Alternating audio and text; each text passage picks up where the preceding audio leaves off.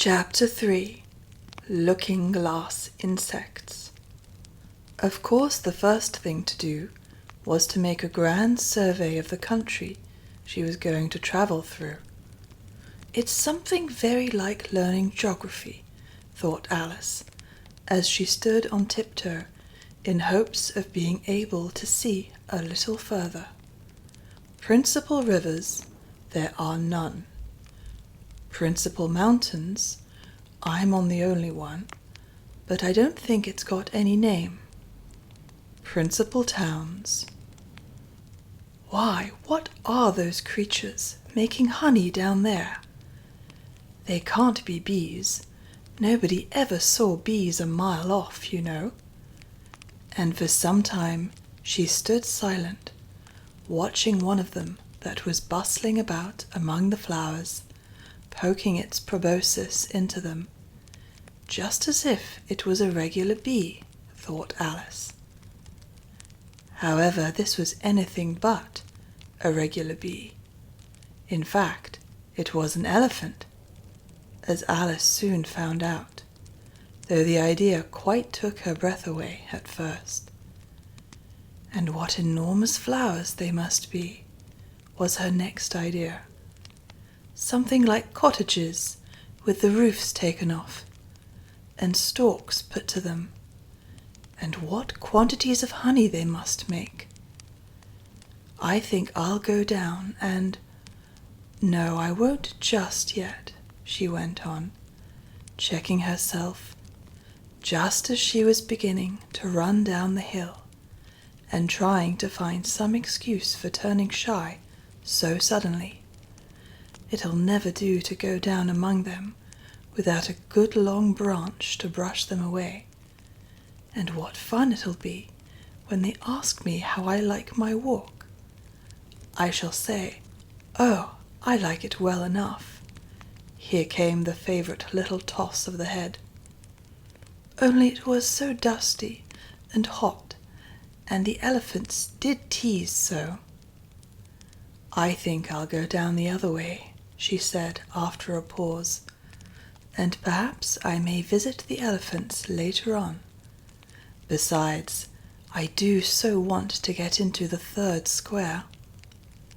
So with this excuse, she ran down the hill and jumped over the first of the 6 little brooks. "Tickets, please," said the guard, putting his head in at the window. In a moment, everybody was holding out a ticket. They were about the same size as the people, and quite seemed to fill the carriage.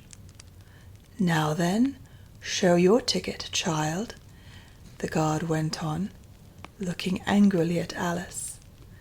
And a great many voices all said together, like the chorus of a song, thought Alice, "Don't keep him waiting, child.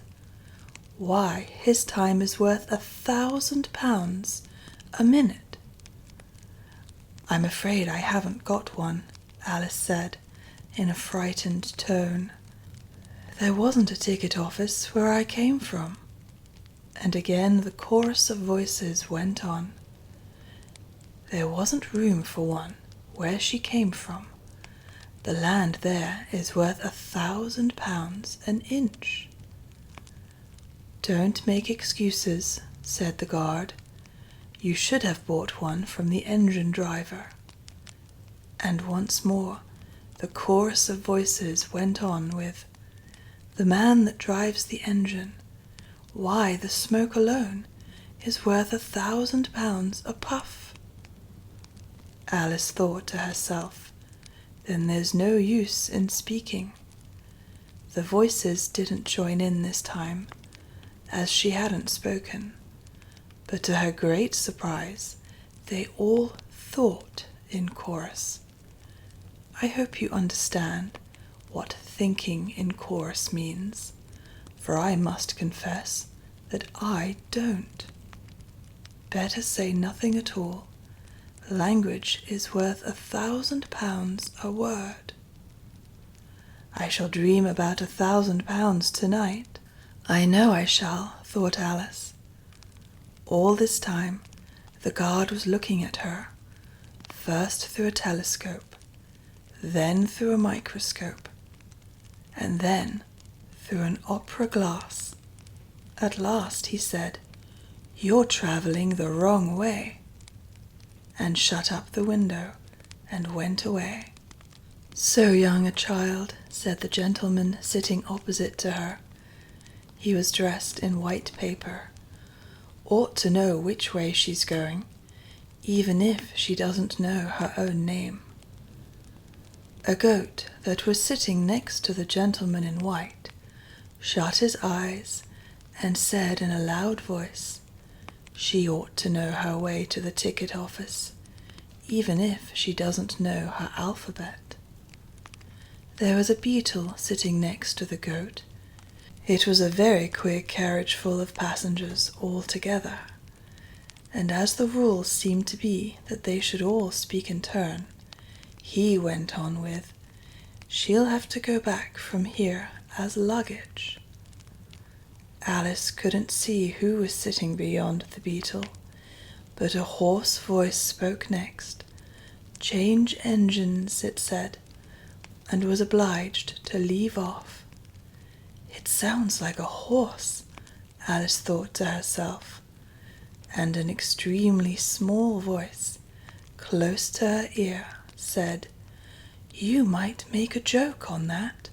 Something about horse and horse, you know." Then a very gentle voice in the distance said, "She must be labelled Lass with care, you know." And after that other voices went on. "What a number of people there are in the carriage," thought Alice, saying, "She must go by post, as she's got ahead on her. She must be sent as a message by the telegraph.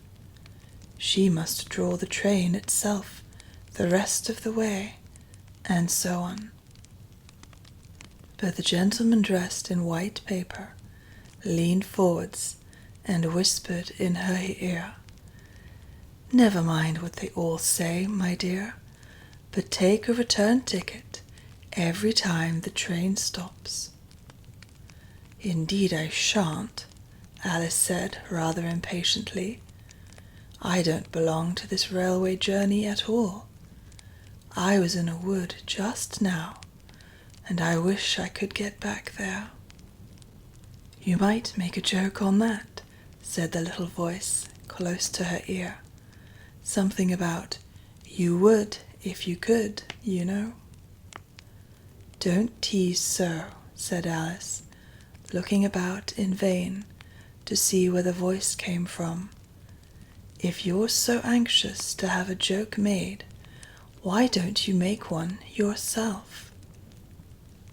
The little voice sighed deeply. It was very unhappy, evidently, and Alice would have said something pitying to comfort it.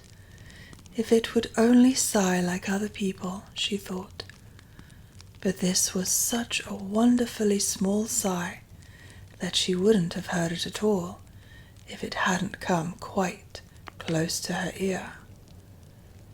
The consequence of this was that it tickled her ear very much, and quite took off her thoughts from the unhappiness of the poor little creature.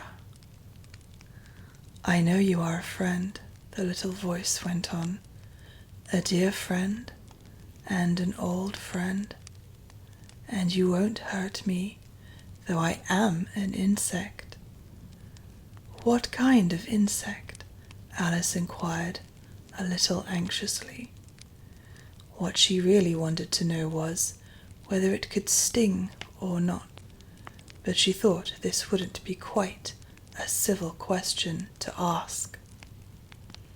"What, then you don't—" the little voice began, when it was drowned by a shrill scream from the engine, and everybody jumped up in alarm, Alice among the rest.